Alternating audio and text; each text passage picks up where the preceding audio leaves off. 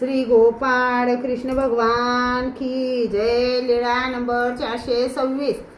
काच राड्यास तीक वन नायकाचा उपहार स्वीकार। तीक वन नायकाने सर्वज्ञांना उपहारासाठी विनंती केली। सर्वज्ञांनी विनंती स्वीकारली। सकाळच्या पूजा वसरानंतर सर्वज्ञ काच राड्याकडे फिरावयास गेले। तीक वन नायक मठात उपहार घेऊन आले। त्यांच्या सोबत मुलगा होता। मुक्कामाच्या ठिकाणी सर्वज्ञांबद्दल विचारले। सर्वज्ञ कोणीकडे गेले तेथील महात्म्याने सांगितले। सर्वज्ञ काच राड्याकडे गेलेत। मग तीक वन नायक म्हणाले, महात्मे खोटे बोलत नसतात। काही कारणास्तव तेथे गेले असतील। लगेच ते उपहार घेऊन काच राड्याला आले। तेथे सर्वज्ञांची